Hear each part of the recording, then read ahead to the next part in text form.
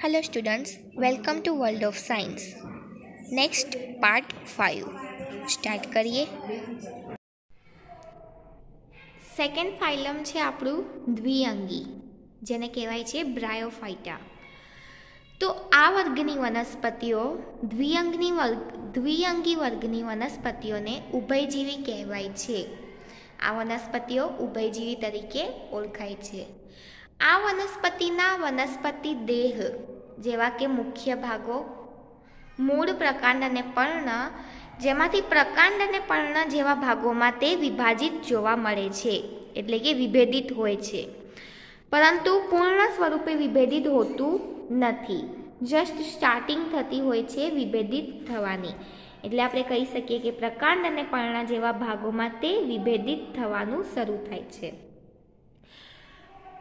પરંતુ આ વર્ગની વનસ્પતિઓમાં પાણી, ખોરાક તેમજ અન્ય પદાર્થોનું વહન કરાવવાવાળી પેશી જેવી કે વાહક પેશી, જેમાં જલવાહક અને અન્નવાહક તેનો અભાવ હોય છે, એટલે કે તેની ગેરહાજરી હોય છે. વાહક પેશી વિભેદિત હોતી નથી. આપણે આગળ કેરેક્ટર્સ જોયા, જેમાં પહેલું વનસ્પતિ દેહ હાજર છે કે ગેરહાજર, ત્યારબાદ વાહક પેશી હાજર છે કે ગેરહાજર. અહીંયા તેના દેહમાં તો તે વિભેદિત જોવા મળે છે, પરંતુ જે વાહક પેશી હોય છે, જેનાથી પદાર્થોનું વહન થાય છે એક ભાગથી બીજા ભાગમાં, જે છે જલવાહક અને અન્નવાહક પેશી, તે વિભેદિત જોવા મળતી નથી, એટલે કે તે હાજર હોતી નથી. તેના એક્ઝામ્પલ છે શેવાળ, ફ્યુનારિયા જેને કહેવાય છે, રિક્સિયા અને માર્કેન્શિયા. તો આ છે દ્વિઅંગી. આગળ આપણે જોયું સુકાયક, જેને એકાંગી પણ કહેવાય છે. આ છે દ્વિઅંગી. આ પ્લાન્ટ જે દેખાય છે તે છે ફ્યુનારિયા. ત્યારબાદ આ માર્કેન્શિયા, રિક્સિયા, માર્કેન્શિયા. ત્યારબાદ ત્રિઅંગી. ત્રિઅંગી વર્ગની વનસ્પતિઓના દેહ મુખ્ય ભાગોમાં વિભેદિત હોય છે. મુખ્ય ભાગ જેવા કે મૂળ, પ્રકાંડ અને પર્ણ. તો આ વર્ગની વનસ્પતિઓના દેહ તે વિભેદિત હોય છે. સ્ટાર માર્ક કરી રાખજો. સૌપ્રથમ જમીન પર આવવાવાળી વનસ્પતિ છે. આપણે આગળ દેખ્યું દ્વિઅંગી વર્ગની વનસ્પતિઓ. કેટલીક વનસ્પતિઓ તે પાણીમાં વસવાટ કરે છે, જ્યારે કેટલીક વનસ્પતિઓ તે જમીન પર જોવા મળે છે. અને એની પહેલાં એકાંગી વર્ગની બધી જ વનસ્પતિઓ તે ખારા પાણી અથવા મીઠા પાણીમાં વસવાટ કરે છે. જ્યારે આ વર્ગની વનસ્પતિઓ, ત્રિઅંગની વર્ગની વનસ્પતિઓ કે જે જમીન પર વસવાટ કરે છે. સૌપ્રથમ જમીન પર આવવાવાળી વનસ્પતિનો વર્ગ ત્રિઅંગી. આ વનસ્પતિઓમાં વાહક પેશી જોવા મળે છે. વાહક પેશી જેવી કે અન્નવાહક અને જલવાહક, કે જે ખોરાક, પાણી તેમજ ખનિજ ક્ષારોનું એક જગ્યાએથી બીજી જગ્યાએ વહન કરાવે છે. અને આ વનસ્પતિઓ તે બીજ ધારણની ક્ષમતા ધરાવતી નથી. તમને ચાર્ટ યાદ હશે.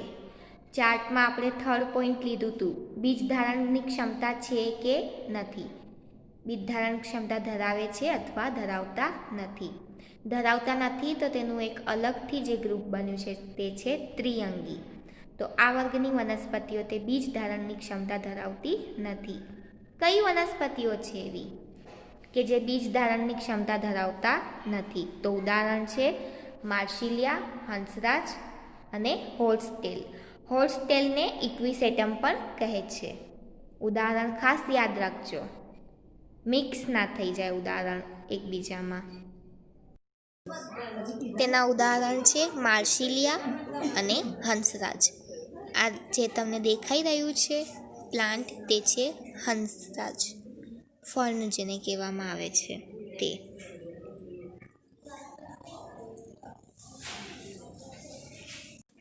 તો પુષ્પવિહીન અથવા બીજવિહીન વનસ્પતિઓને અપુષ્પી વનસ્પતિઓ કહે છે.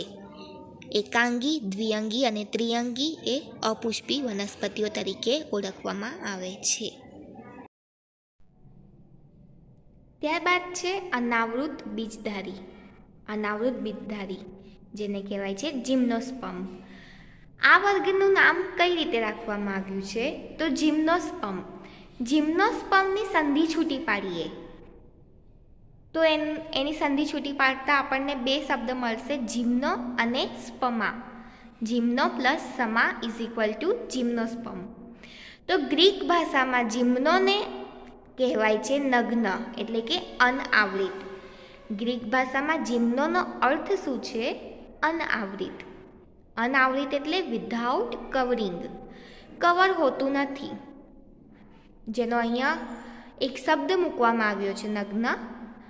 તમને એ શબ્દ ઉલ્લેખ ના કરવો હોય તો તમે કહી શકો છો અનઆવૃત, એટલે કે અનાવૃત.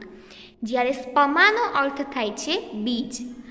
એટલે આ વર્ગની વનસ્પતિઓમાં અનાવૃત બીજધારી વનસ્પતિઓ કેવી હશે?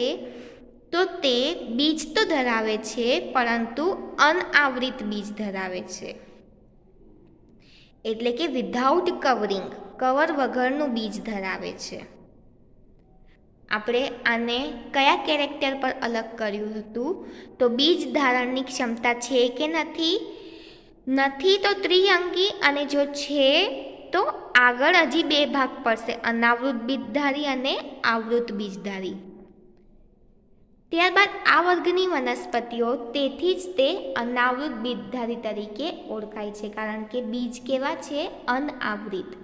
અનાવૃત એટલે અનાવૃત. તેથી તેઓ અનાવૃત બીજધારી વનસ્પતિઓ તરીકે પણ ઓળખાય છે. આ વનસ્પતિઓ સદાબહાર તેમજ બહુવર્ષાયુ હોય છે. બહુવર્ષાયુ હોય છે. ઉદાહરણ દેવદાર, સાયકસ અને પાઇનસ. તો અહીંયા મેં તમને જે સમજાવવાનો ટ્રાય કર્યો છે કે જો બીજ છે